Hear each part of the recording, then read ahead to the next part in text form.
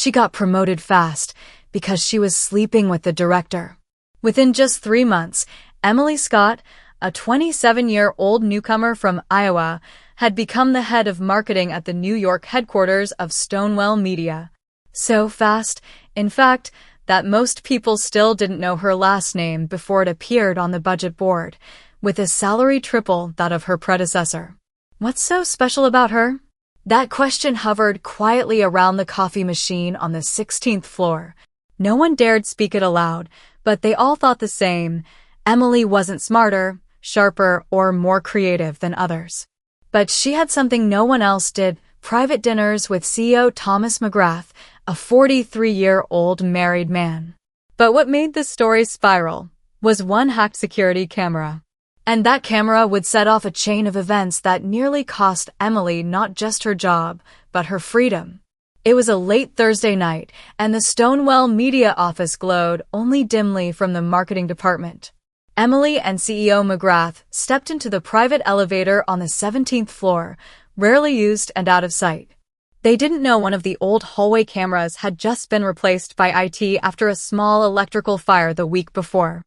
That camera, by pure coincidence, caught Thomas placing a hand on Emily's back as he led her into a closed meeting room. It didn't just record video, it captured audio with crystal clarity. And that footage automatically synced to the company's shared server before being encrypted. 3 days later, during a routine system check, 24-year-old IT employee Mia Chen stumbled across the video in a temp folder. She wasn't the gossiping type, until she saw the possessive smile Thomas gave Emily. Mia copied the file to her private drive. That evening, she sent an anonymous email to Human Resources. "You should know who's really running this company." HR went into panic mode. The anonymous email didn't just contain a link to the video, it came with a threat: "Either you handle this internally, or I send it to his wife." Within 4 hours, the footage had been opened by 3 people: the head of HR, the legal director, and Donald Price, the chairman of the board who founded Stonewell Media 22 years ago. Donald didn't care about morality. He cared about shareholders. And a sex scandal could plummet the company's stock. He summoned Thomas McGrath into his office for an explanation. Thomas denied everything, claimed it was AI-generated, a deepfake. But Donald recognized the look in a man's eyes when he's having an affair because he'd worn it before. The problem now wasn't just a video. The real question was, who sent that email? And was there only one clip? On Monday morning, a small unmarked package was delivered to the luxurious McGrath residence in Westchester. Inside was a plain black USB and a single note: "Watch this. Stop being fooled."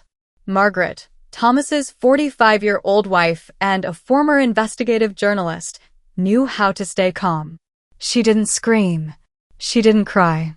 She simply opened her laptop, plugged in the USB, and watched the 4-minute, 12-second video in silence. Every breath, every glance, every touch was crystal clear. When the clip ended, Margaret didn't call Thomas. She called her lawyer. That night, a divorce petition landed in Thomas's inbox. Attached, screenshots from the video and a chilling message: "You won't be using this face in the upcoming board election." Within 24 hours, rumors of Thomas and Margaret's split spread like wildfire through the company. Emily walked into the office the next morning and felt it. Every stare had changed. But the worst was yet to come. Emily couldn't handle the pressure anymore. Every whisper, every disgusted stare made her feel like the most shameless person on earth. But what truly shook her was the manila envelope left on her desk Wednesday afternoon. No one saw who put it there. Inside was a printed copy of Mia's anonymous email to HR, along with a handwritten note: "You think that's all? I have more." That night, Emily rushed to Thomas. They argued. For the first time, there were no embraces, only fear and betrayal. Thomas swore he'd clean up the mess, but he had no idea what was coming next. Just hours later, the editorial office of the Chronicle received an email from TRUT with proof at protonmail.com.